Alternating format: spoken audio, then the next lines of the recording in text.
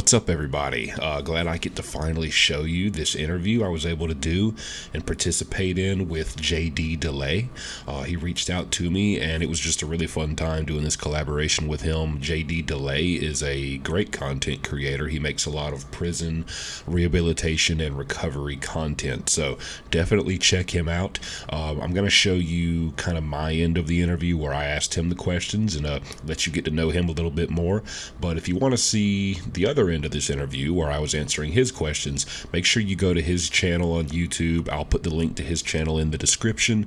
If he hasn't uploaded it already, he will be uploading it sometime today, and you can get to see how that went with me and him over there on his channel. Hope you enjoy. So first of all, JD, I believe you mentioned, I'm going to let you tell it yourself. You kind of went to prison on the complete opposite end of the country than I did. So this is going to be pretty interesting. Tell us a little bit about, how long you did, where you did it, and what you did for. So I went to prison in the state of Oregon, and I went for 3 UUMVs, which is Oregon's language for Grand Theft Auto. It's unauthorized use of a motor vehicle.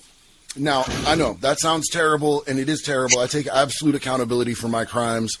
There were substances involved. I've had PTSD since I was 6 years old from some childhood sexual assault trauma that I had that I wasn't able to process. And I didn't even really recognize that until I had gotten myself into treatment and how big of a factor that was for me. But, I would steal cars, and then I would literally kind of troll the police to try to get in high-speed chases because I have this issue with adrenaline. Adrenaline rushes are everything to me. So, the mixture of my drug of choice, which was methamphetamines, I feel like I was kind of wired for methamphetamines because, in my childhood, being ADHD, they gave me Adderall, Ritalin, Cylert, hardcore amphetamines as a child. So I'd never gotten stuck on any drug.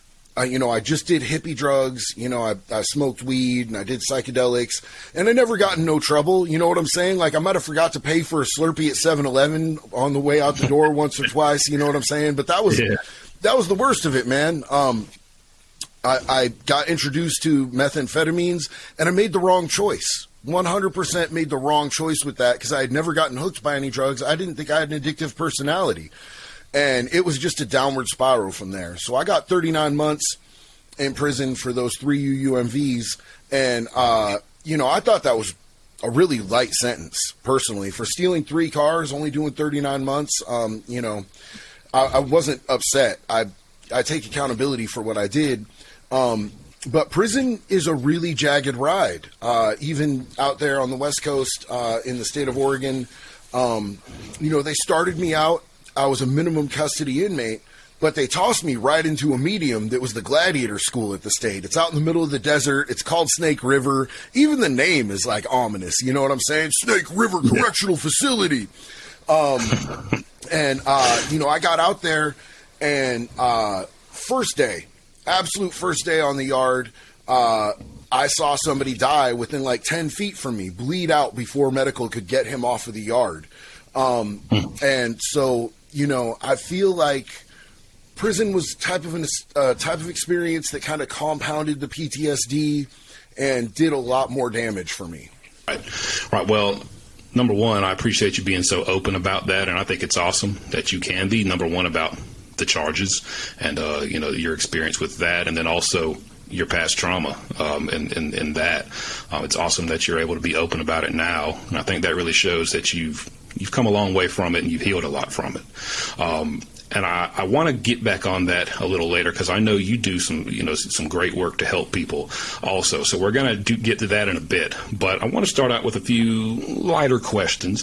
But one thing you said, this is something I really want my viewers to hear too, because I kind of explained how the gangs work in my prisons, and it seems like it's a good bit different maybe in your prison.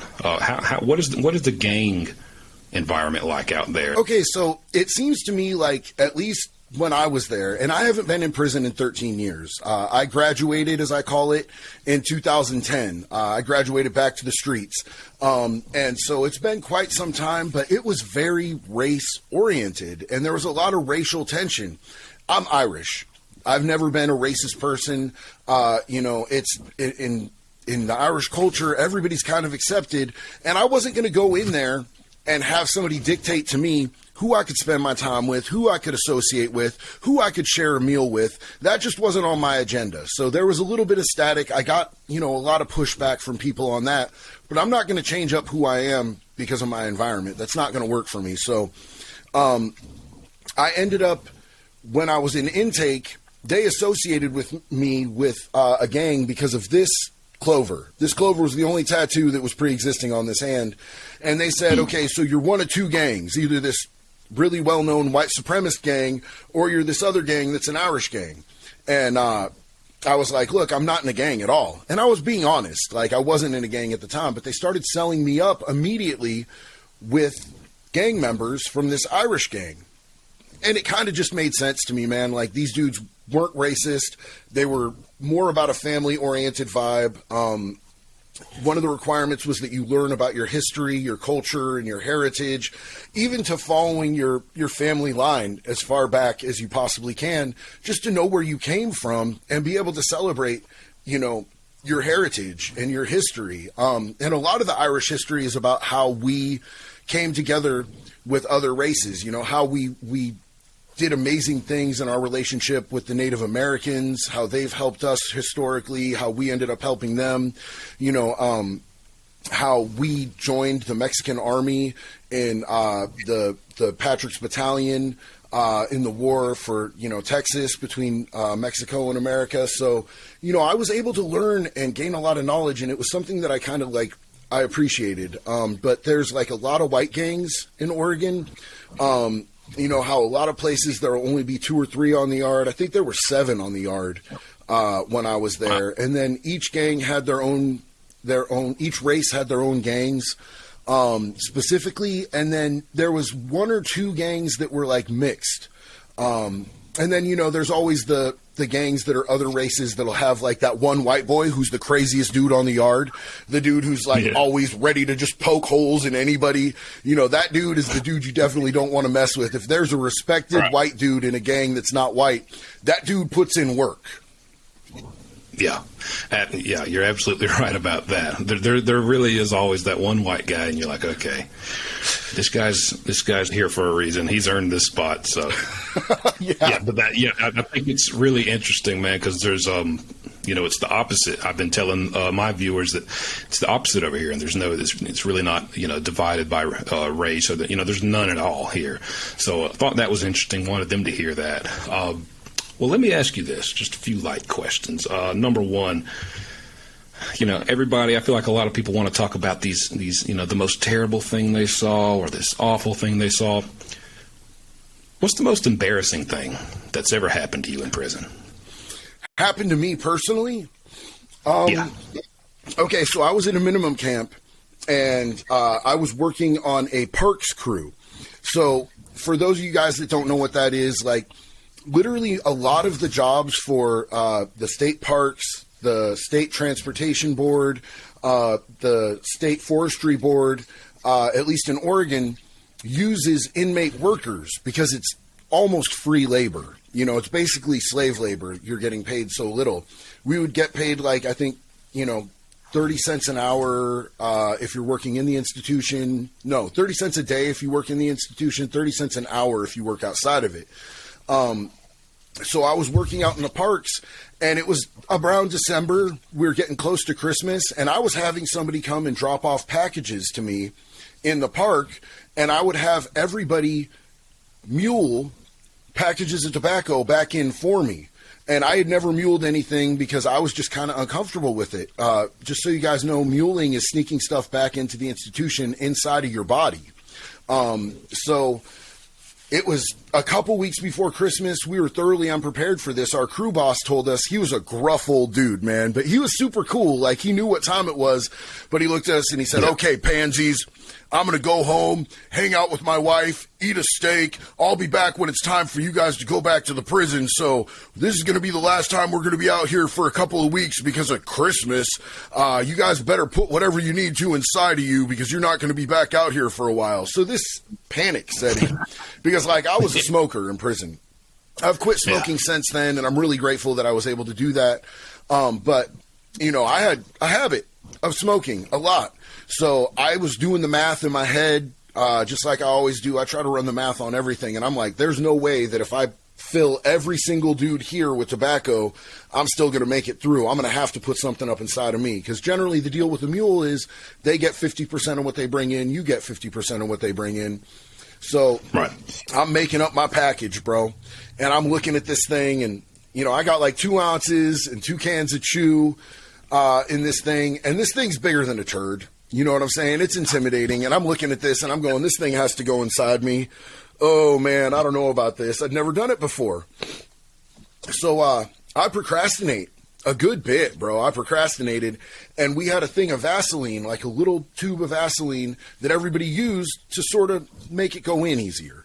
And by the time it got around to me, because I procrastinated so much, the Vaseline was gone. And I was like, what? The Vaseline's all gone? Oh, no. And I was like, what can I use? And somebody said, hey, there's like an old mayonnaise packet over there. It's been open for a couple days. But, you know, and I'm looking at this thing and I'm going, okay, so this is probably spoiled, but I'm not putting it in my mouth, so it's not going to make me sick. It had a little green tint to it, you know what I'm saying? And that desperation. So I put it across the thing, and I go in the old porta potty, and I insert this thing inside myself. Really uncomfortable, by the way. Really, I was not a fan at all. And we had about 45 minutes before the CO, or he wasn't even a CO, he was a coordinator, before he came back to pick us up. So I'm like trying to walk it off, but this thing is deep up inside me, and I can feel this thing, bro. It's like turning and churning, and it's a lot of uncomfortable, bro. I felt like it was beating on the bottom of my spinal cord up in there. And so he gets back, and we all get in the van, and he's taking us back, and I feel every single pebble, every speed bump, every like rut in the road. I'm feeling it, bro. It's bad. And then we get there, and they're like, okay, random strip searches for the day. They named like 2 or 3 people and me. They're like, delay. And I'm like, because you about 80% of the time you get strip searched, but every once in a while you get lucky and they don't run your name. I'm like, okay, so now I have to go through this entire strip search with this package inside me. This is not comfortable, and I'm not happy. But they make me do the whole bend over, spread your cheeks, and cough thing. And I'm terrified that this thing is going to come flying out of me. You know what I'm saying? Like I'm like, is this going to slingshot, bounce off the floor, and hit somebody in the face? I just don't know, because I've never done this before. And it went smooth. It went fine. You know, there was no problems. I get back into the institution. I get this thing out of me. There's so much relief. The next day I wake up, and like my whole hole is in pain, and I feel it going up the small of my back. Like, I can't get comfortable, bro. I can't sit down to be comfortable. I can't lay down to be comfortable. If I stand up, I'm definitely not okay. And I'm like, there's something wrong with me. And my homeboys are all laughing, and they're like, yeah, well, you better go to medical. And I'm like, oh, I don't want to go to medical, right? You know what medical's like. It's never a good time going to medical. So you signed up for this story, by the way. I just want to reiterate that this was your question. So I just hope nobody's watching this eating mayonnaise on their sandwich right now. So, I put in a kite to go down to medical, and they were pretty good about medical at this minimum. So the next day, I had to make it through a whole day. Like, I'm popping ibuprofen and Tylenol like they're nothing.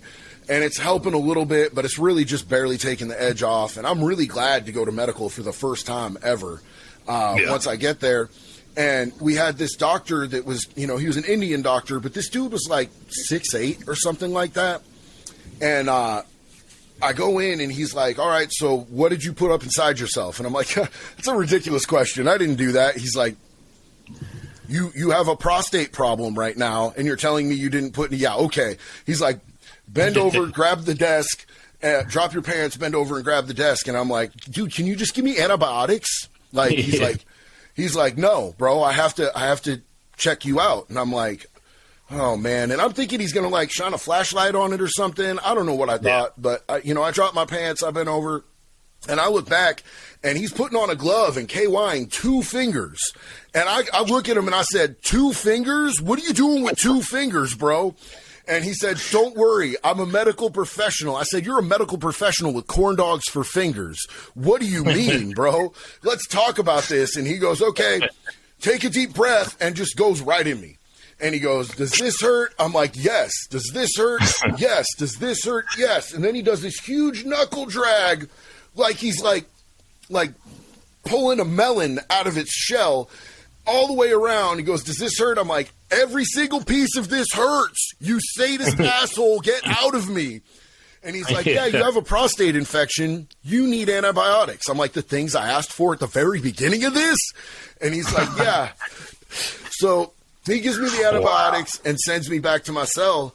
And about a week or so later, he calls me back down. And I'm like, yo, I'm 100%, bro. Everything's tip top. Yeah. No problems. Yeah. Thank you very much. Yeah, I'm going to go back to my cell now. And he goes, no, I got to check you. And I'm like, bro, no, we're not doing this again. And he goes, look, if you're refusing services, I'm going to have to send you to the hole. And I'm like, so either you're going to my hole or I'm going to the hole. And he's like, basically, yeah. So I'm like, at this point, I'm like prideful. I'm like, let's get it. Come on. I dropped my pants. I grabbed that table aggressively. And I'm like, come on, boy. Come on, get in there. And I look back, and he's only lubing up 1 finger. And I'm like, 1 finger? Now that I'm not in pain, it's 1 finger? He goes, yeah, I like you. You're a funny guy. I figured I'd be nice this time. Wow. So that was probably my most embarrassing moment in prison, personally. Yeah. Jesus. The mayonnaise just I've seen some does stuff. It for me. The mayonnaise. Oh, man, I can't stand mayonnaise to this day, bro. It's I was going to ask you, how long did it take you before you could put some mayonnaise on your food after that? Good little while, brother. I got plenty of embarrassing stuff. Short story, you know how guys will kind of keep, in the magazines, they'll have those samples of the cologne in there. The guys will kind of rip out the page and stuff it in the locker for maybe a visit or something, and they'll try to rub it on their clothes so they can smell good. So finally got this girl to get on my visitation list. Took forever because she wasn't immediate family. And I'm already looking bad. I need all the help I can get. I mean, when I got a buzzed head, I'm looking like Donald Duck in there. So I need something to crank it up here. And so this old guy gives me he's like, man, I got something for you. He reaches in his locker and he pulls out one of these sample cologne pages from this magazine. He's like, man, just rub it on you.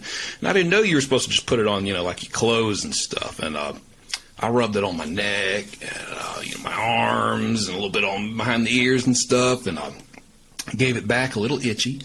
And by the time I make it up to visit, man, I had broke out in hives and like rashes. He probably had that in his locker for 2 years or so. I don't know what was up with it, but man, my weak little fragile skin just couldn't. It broke out all in hives, and I looked absolutely awful on that visit. So that was pretty embarrassing. But yeah, well, let me ask you this: everybody's, they always want to know, how do you guys hide stuff in there? Where, how do y'all get away with that? Where do you put it? What's your go-to, or what was your go-to hiding spot in your cell for your contraband?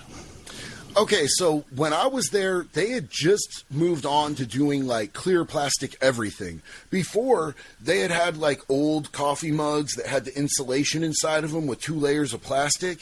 And since they had sold them on Canteen, they were your personal property. They weren't coming and confiscating those things. So if you could get one of those from an old timer, it was a great hiding space. It made it a little safe. You break the 2 pieces of plastic apart carefully. You take the insulation out. You can, put your tobacco or, a lot of people did drugs in prison. I wasn't really into doing drugs in prison. I dabbled a couple different times in different things. I wanted tobacco and coffee and to be left alone. That was my whole thing. Yeah. But, I would always had tobacco lined in that coffee mug. As far as hiding spaces, man, I did most of my time at a maximum security penitentiary that had been around since 1850. Oregon State Penitentiary has been around since 1850, I believe. And there's not a lot of places to hide anything in there, man. Like, they've had a long time to perfect not having hiding spaces. So, I just kept, if I needed to have something sharp on me, I kept it real close to me at all times and, ready to be able to either throw it out over the tier or get it in the toilet and flush it if I needed to. But, Right. It was the type of spot where it had the old school bars, like the penitentiary in Shawshank Redemption. Oh, okay. So you got that at one end, and you got the toilet at the other end. And I'm always a bottom bunk person. I'm just too big to be climbing up and down. Yeah. It's a bad look. I'm clumsy, right. And I get vertigo if I look at my own feet. So I'm always bottom bunk. So my choices in life became, do I have my head right next to the bars where someone can reach in and stab me in the neck, which is a bad deal because, I was a gang member and we did have enemies, or do I have my face next to a toilet while I sleep all the time? And when my cellie wakes up in the middle of the night and needs to drain himself, there's splash and stuff. Bro, it was a bad deal. So, it was a sort of environment where, especially as somebody who had PTSD since childhood, I always had to have something on me. So I had a spot in my pants where I would make a little hole, and there was 2 layers of jeans where the belt goes, and I would keep a shank in there. So those were the coffee mug, and that hole in the jeans was about my best runs at having decent hiding spaces. Right. Never got caught with the shank. Got caught with tobacco a few times. Yeah, nice. Well, let me ask this. Now, every inmate's, different, but there are kind of subcategories that you can kind of place every inmate. He's this type of inmate, or he's the guy who always does this, or, what is the most annoying kind of inmate in prison? It's either got to be the bootlicker, the one who's always trying to tell the CO every single thing that's going on. Hey, Pablo, jumpsuit, he's making wine in his cell, and DeLay over there, he has nudie pictures that he shouldn't have. That dude, just the power snitch, bootlicker, or the one-upper to me. The guy who, no matter what you say, he's got a bigger, badder story, and you're not even trying to flex, bro. You're just talking. Yeah. But, they caught me with a half ounce of dope. Oh, I got caught with 3 ounces of dope. Aren't you here on a simple possession? Yeah, man, I got a solid gold lawyer who runs Tai Chi and flies a helicopter into the courtroom. That type of dude. Yeah, definitely. I forgot all about that kind of guy until you brought him up. I was going to say probably the untalented freestyle rapper. Ooh, bro. There's always the guy banging on a wall, banging on a bunk, banging on a rail, and they just have absolutely no talent, but they are always working on their craft, and they just need to stop. Yeah, because it echoes so much in there. You can't just shut up, man. Please. Yeah, no, and that definitely would be on par with either of the dudes that I was talking about. 100%. Yeah. Well, let's see. Okay. Here's one that, I like this question because I try to explain this to people, but, I feel like there's a very different atmosphere when you're comparing county jail and prison. And a lot of people don't realize there is a difference also. But, what overall, the vibe, the atmosphere, the mood, which one, did you enjoy more? As much as you can enjoy being in either of those places. You got to make the best of it. But, what's got the better atmosphere? County jail for you or prison? Look, I go as far out of my way as possible to be honest and forthcoming and give a realistic picture of what prison and incarceration is altogether. And it's hard for me because I never want to glorify prison. I never want to send the message to anybody that prison is cool. Prison is not cool. Prison doesn't make you tough. It doesn't make you gangster.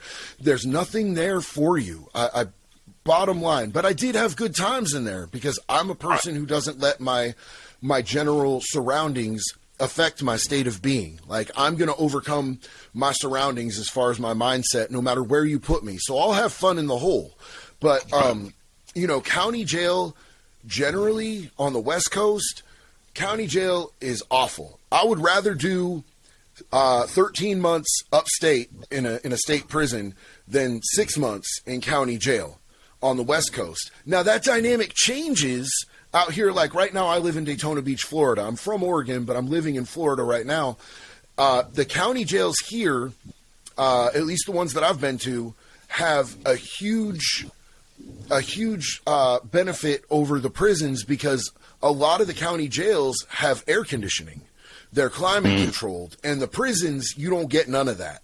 Right. You know, everything about prisons in Oregon is better than the county jails, but it seems to be the opposite out here in the state of Florida. So, you know, a lot of people just don't understand how different each and every prison is in every state, every custody level, federal, privatized. It's a whole spectrum.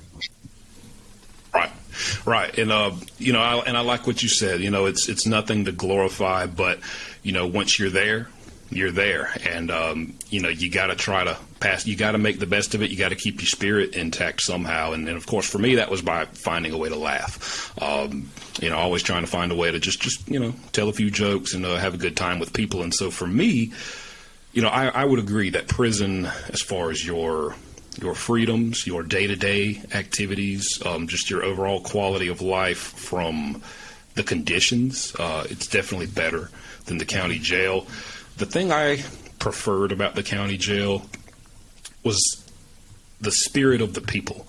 I feel like when people are still in county jail, it's like the spirit hasn't been drained out of them yet, you know, from years and years or decades of prison.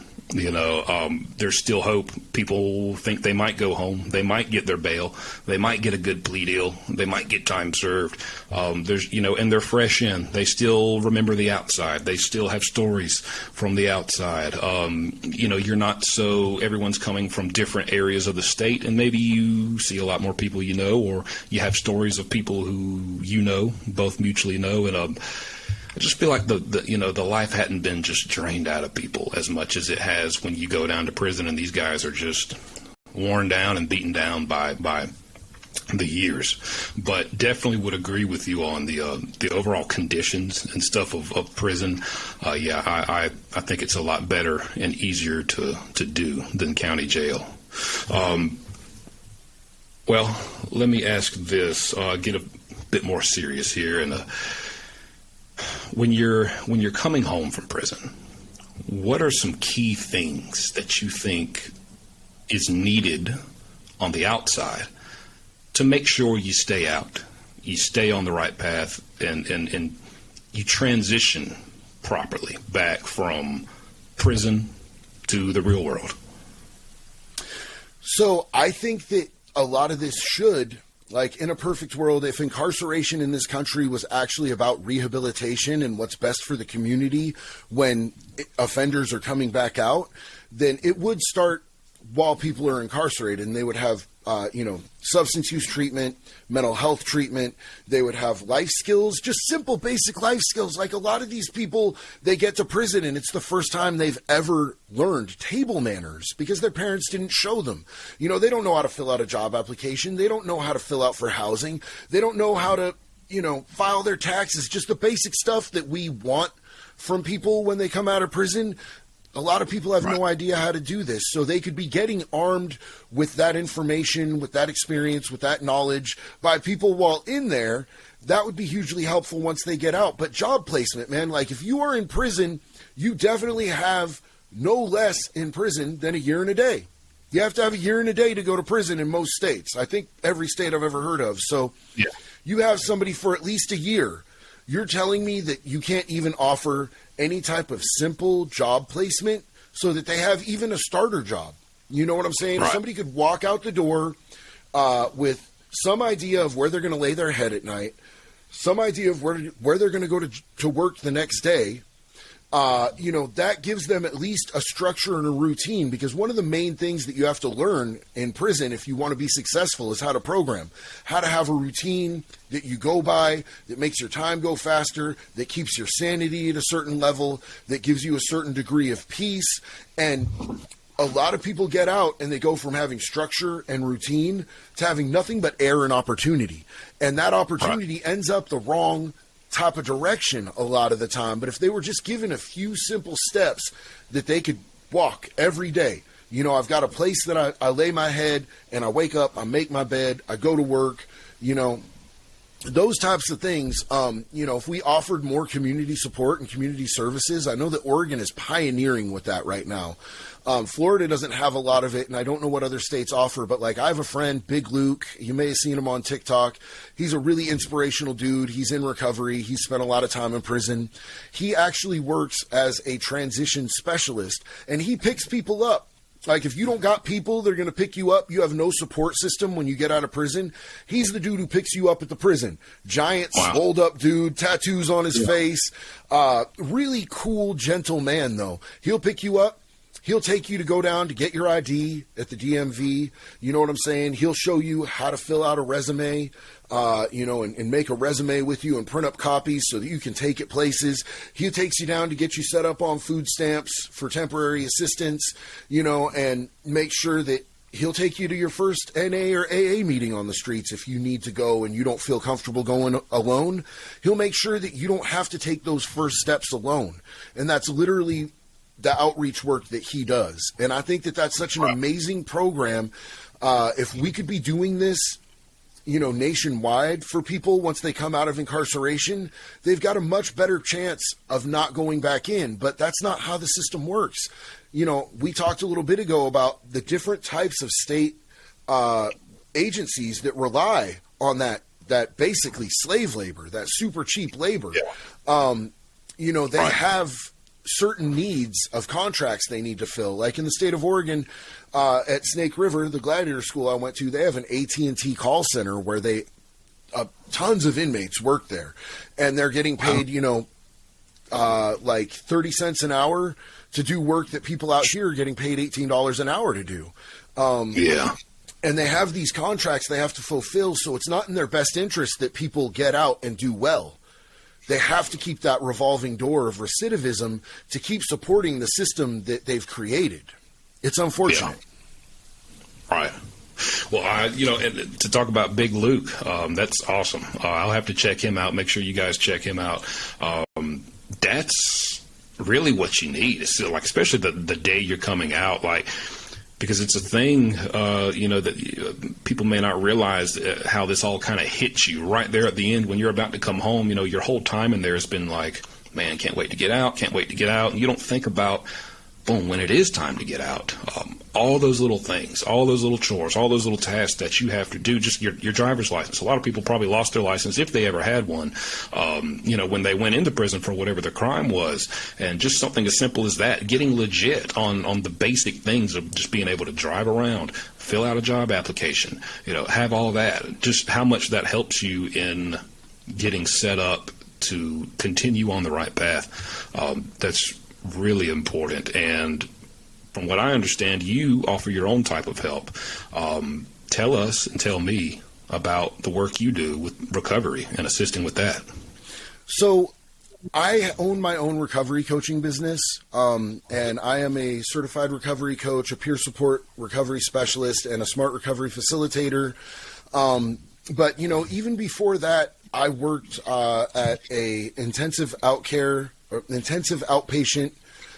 treatment facility, teaching, running groups and teaching classes on recovery. I worked at a couple different inpatient facilities. Recovery saved my life. You know, I knew that if I kept going down the path that I was going, that I was never going to have a sustainable, healthy, legal life, and I was always either going to be a slave to a substance, or I was going to be institutionalized, or I was going to die on the streets, and that wasn't the life that I wanted for myself. And I had to come to a point of surrender where I was willing to do whatever it took. And there were men that became my mentors. There were men that had been exactly where I had been, who took the time to help me figure out how to get out of that. And that's kind of what I wanted to be for other people. So, you know, I've kind of changed my entire life to be based around recovery and around being of service to those who are still out there sick and suffering. I felt like to be able to get the blessings that I've had in my life through recovery and the grace that I've been given, if I didn't give that back actively and aggressively to try to give it to other people, that would be disrespectful of the blessings and grace that I had received. So, I do a lot of community outreach. I have a Narcan distribution team that regularly goes out into the harder hit areas of Volusia County that, there's a lot of crime and drugs and especially the overdoses. And we go out and we pass out Narcan. We pass out backpacks that have socks and snacks and, bottles of water and resource packets to, if somebody wants help, we can immediately take them to detox right there. We can immediately, when they get out of detox, have them picked up, taken to a sober living facility where, they don't have to pay anything until they get on their feet and they have a job. So those things are really awesome. And I also have a community outreach that I developed really early. It's a non-for-profit. And I had mental health issues that were completely unaddressed. You know what I'm saying? Like, I have complex PTSD and I needed mental health services. When I first got into recovery, I thought just taking the drugs away was going to make all of my problems disappear. I really thought that that's what my problems were. It turns out that my problems existed long before the drugs. The drugs weren't my actual issue. The drugs were just a terrible solution to that. And until I addressed my childhood trauma from being sexually assaulted as a kid, and I really faced that, and I learned to forgive myself and forgive the other person to a certain extent, forgive that had happened and be able to come to peace with it, I wasn't going to be at peace inside myself. I was able to figure out a way for myself to get those mental health services, but I saw that there was a gap in others being able to get it. So what I did was I set up a non-for-profit that raised funds to be able to get other people in early recovery mental health services. Wow, that's awesome, man. And it's really inspirational, and I get a lot of push from my viewers to, find my own thing in my own way that I can give back, and really just put a even more positive spin on the negative experience, just like you were. So I really love that about you, man, and that you do that. Again, it's really inspirational, and I appreciate you doing this with me. It was really fun to meet you. You reached out to me. I think I saw a comment and just of you wanting to reach out to me, and man, I was glad to. I started checking out your content. I was really a big fan, and you've been really helpful. I'm still really new to this, and you got a lot more experience than me, and I really appreciate you with all the advice you've given me and just the help and welcoming me to the community. So you're a really great guy, I think, really nice guy. I hope you guys will go check him out. Again, I'm going to put the links to all his socials down here in the description of this video, and give him a chance. Go check him out, guys. I appreciate you so much, brother. Thank you. Yeah, man.